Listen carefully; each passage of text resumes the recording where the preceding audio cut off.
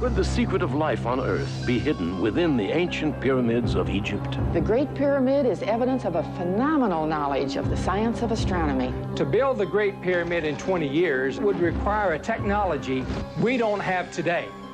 If the ancient Egyptians could not have built these fantastic structures, then who did?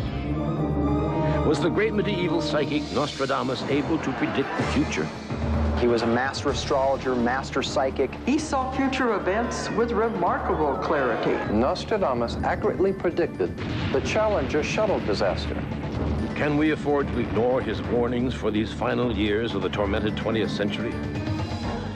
Besides the Americas, did Christopher Columbus discover another, more sinister world? Einstein had a theory that the Bermuda Triangle was an interdimensional doorway to another world. Do we really know what is behind all the disappearances of ships, planes, and people in the mysterious Bermuda Triangle? Is a connection between the supernatural and mankind scientifically provable? What could, from a dead body, create such an image? Right now, space science may be unlocking the nature of the Shroud of Turin. Is this the face of Jesus Christ? The ancient people who lived on our planet had knowledge and technology that we today do not understand. They were able to accomplish feats that we have been unable to duplicate. Even with the help of powerful computers and our most advanced space technology, our scientists are unable to determine how they did it. I'm Darren McGavin, and we're about to explore some of the most fascinating and astounding ancient mysteries of the world.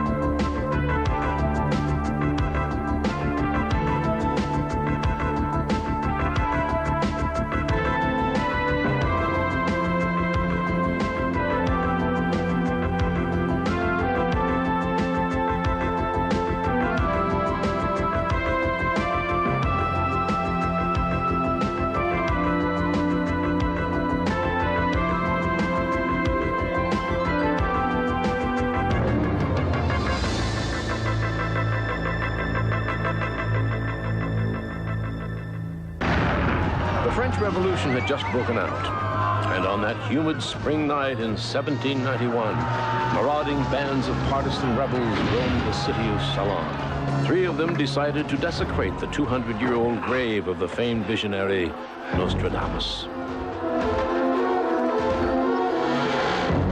The grave robbers were stunned. The brass plaque interred with Nostradamus correctly identified the date that his grave would be violated, 225 years after he was buried. An old legend said that whoever should drink from the prophet's skull would acquire his massive powers.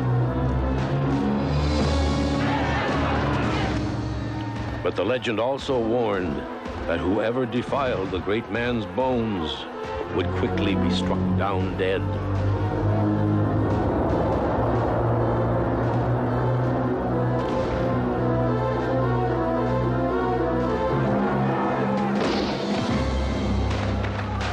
A chance shot, fired randomly from out of one of the prowling mobs, completed the prediction of the legend exactly.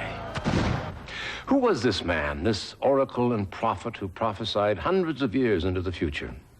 He was born Michel de Notre Dame, but the world and the ages have come to know him better by his Latinized name, Nostradamus. Over 400 years ago, he wrote of air travel, submarines, royal and presidential assassinations, the French Revolution, both world wars, Hitler and Mussolini, and the crises we are about to face in this decade of the 90s. All these things could not possibly have been imagined in his own day. Is such foresight possible? And if so, how? In tens of thousands of scientifically controlled tests, precognizance, the ability to see events before they happen, has never been successfully scientifically proven. Yet evidence indicates that the phenomenon of clairvoyance has existed for thousands of years. Such great thinkers as Plato, St. Augustine, Kant, Spinoza, Newton, and Einstein had no doubt about the existence of clairvoyance. 9 will be set apart from the human flock, separated from judgment and counsel, their fate to be determined on departure. The unripe fruit will be the source of great scandal, great blame. To the other, great praise. Nostradamus accurately predicted the Challenger shuttle disaster. He said it would be a fiery death and a celestial explosion raining debris into the ocean. Nostradamus called each of his books centuries because the predictions contained within the quatrains were grouped in collections of 100. Each quatrain represented a forecast of some future event couched in brilliant word games and anagrams. There were 10 centuries in all, and their almost frightening accuracy has captured the world's imagination for over 450 years. From his early boyhood school years, Nostradamus habitually wrote down his visions. But people were being burned at the stake for less, and he wisely began scrambling his predictions in the form of poetic quatrains. He was passionate about all the sciences, but medicine was his first love. When the dreaded Black Plague struck France, the young doctor knew that he must leave his home and family, unknowing of what his own personal fortune might be, and plunge himself and his healing skills into the heart of the dread epidemic.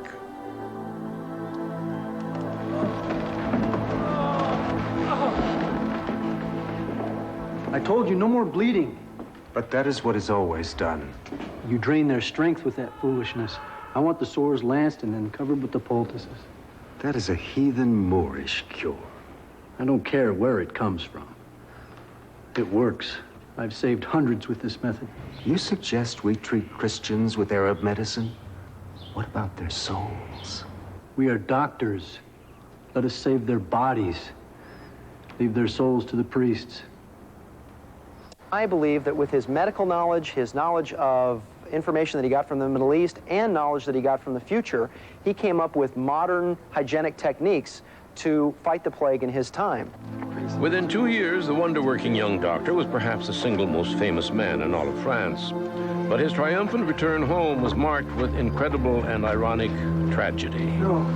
His wondrous visions had failed to provide Nostradamus with any kind of warning.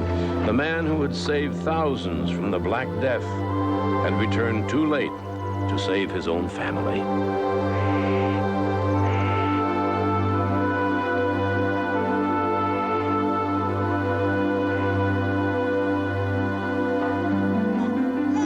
Eventually, a new wife and family put the tragedy to rest, and he returned to his work once more. The man had so many layers to his personality. He was a master astrologer, master psychic, and I also think that he astrally projected and actually physically spoke on the astral plane with people in our time. The words of Nostradamus are not easy to grasp, but are the expertly extracted predictions about air travel, submarines, mechanized warfare, and the rise and fall of governments just lucky guesses? Still, Nostradamus appears to have taken great pains to make his visions difficult to understand. Why? Well, in a letter to his infant son, the great man himself gives us the answer. My son, if I were to reveal what would happen in the future, the leaders of kingdoms, sects, religions, and faiths would find it little in accord with what their fancy would like to hear. Michel de Nostradamus. With the publication of his first quatrains, Nostradamus became the rage of the court. The Queen, Catherine de' Medici, was one of those who believed his predictions without reservation. Forgive me, my lord, but I have seen the future, and you are in great danger.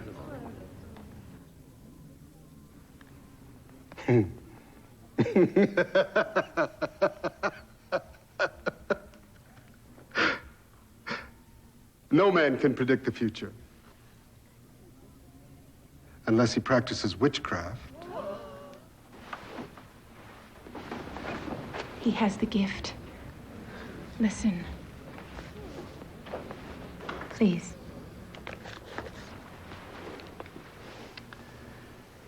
The young lion will overcome the old one on the battlefield in single combat. In a cage of gold, his eyes will be put out. 2 wounds, 1. Then to die a cruel death.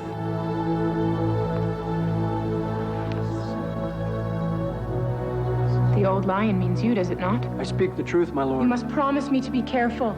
Promise me you won't ride in the tourney. Enough! For my wife, I shall do as she requests. But I will not be ruled by this nonsense. Nostradamus assured the Queen that dire predictions could be avoided with the king's word. But King Henry reneged on his promise 3 years later at the wedding celebration of his 2 sisters. As befitted special occasions, he was carrying his gilded ceremonial helmet, a cage of gold, when he insisted on a joust with the young Count de Montgomery.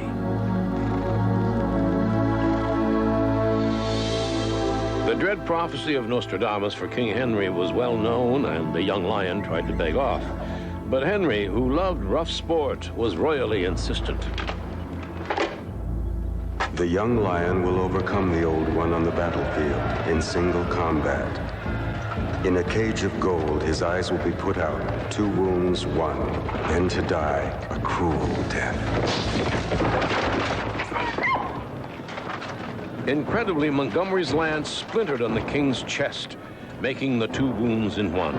One jagged splinter pierced the helmet's visor and stabbed through the king's eyes into his brain. Henry suffered horribly for 10 days before he died. A cruel death, indeed, fulfilling the prophecy to the letter. On the night of the king's death, an angry mob called upon the church inquisitors to burn Nostradamus at the stake. The wisdom of concealing the true meaning of his predictions was now clear. The enemies of Nostradamus accused him of witchcraft, but lacking the skill to interpret his quatrains, their efforts were in vain. But Nostradamus often bewildered his own family as well, as in the time he stopped in the street to pay homage to a poor young monk. Father, you make us look like fools. And why is that? Because Brother Peretti is a monk of low birth, only lately delivered from a pigsty. My son, it is required that you yield and bend a knee before His Holiness, the Pope. Come on. The son's confusion at his father's answer was made clear 40 years later. Cesar lived to see Brother Peretti, the lowly-born swineherder, become Pope Sixtus V, 19 years after the death of his father. In the 1500s, the volcanic French Revolution, still some 200 years into the future, would have been beyond imagination. Yet the experts tell us Nostradamus wrote of this horrendous time with clear and uncanny accuracy. By night through the forest of Rennes, 2 partners by a roundabout route. The monk king dressed in gray at Varennes, the elected Capet causes tempest, fire, and bloody slicing. Now here we have a marvelous opportunity to examine the prediction line by line. Louis XVI and his wife, Marie Antoinette, 2 partners, escaped from the castle in Paris through a secret door. Their flight to Varennes took them through the forest of Rains, but they lost their way, just as the quatrain predicted. They had to take a roundabout route. The king, as a disguise, wore a plain gray monk's cloak, but it gets even more astonishing. Louis XVI was a Capet, the first elected king of France, just as the last line of the quatrain states. He was both the cause and the victim of the tempest. And certainly no one can doubt the connection between the words bloody slicing and the guillotine. Louis and his queen, Marie Antoinette, were both decapitated by this grisly device. To the people of Nostradamus' time, years before the events would happen, it must have seemed like pure gibberish. I mean, who could have imagined an elected king, let alone entertain the idea of both the king and his queen being guillotined? Many Nostradamus experts are agreed he was often touched by spells of melancholy, especially when troubled by visions of his beloved France 200 years in the future, being desolated by the cruel and bloody ambitions of Napoleon Bonaparte. An emperor will be born near Italy, one who will cost his empire dearly. They will say that with such people as rally round him, he will be found less prince than butcher. Napoleon was born not in France, but on Corsica, an island near Italy. His dreams of conquest nearly bled France to death, literally and financially. And the people around him cursed his wars of slaughter, from the Straits of Dover to the tip of the Italian boot, from the ancient sands of Egypt to the iron gates of Moscow.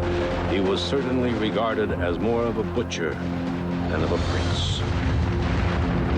Nostradamus' researchers agree that around 12 of the quatrains throughout 5 of the centuries relate specifically to Napoleon. Nostradamus' predictions are nothing more than fortune-telling based on generalities and probabilities. For instance, someone named Mary will become Queen of England. Now, these are not really fortune-tellings. It's only a statement of generality and probability that will eventually, I'm sure, come true. Fortune-telling, generalities, simple statements of probability. Yet Nostradamus seems to foretell names into modern history with apparent ease. Consider his comments about the Spanish Civil War of 1936. From Castile, Franco will bring out the assembly. The ambassadors will not agree and cause a schism. The experts point out that Nostradamus here actually named Generalissimo Francisco Franco, who rose suddenly at the head of the fascist movement in Spain. And, exactly as predicted, the world powers were thrown into a great schism. Germany and Italy backed Franco, France, England, and the US withheld recognition, and Stalin openly supported his opposition. The people of the Riviera will be in the crowd. The great man will be denied entrance to the Gulf. The second name in this remarkable quatrain is Rivera. Rivera, the Spanish dictator, was Franco's mentor before he died. Later, Rivera's own son and most of Rivera's crowd became ardent Franco supporters. While in veritable exile, Franco gained control of the army in Morocco, but the Spanish Navy remained loyal to Madrid, effectively cutting him off from his power base in southern Spain, denying him access to the Gulf of Cadiz, just as Nostradamus had said.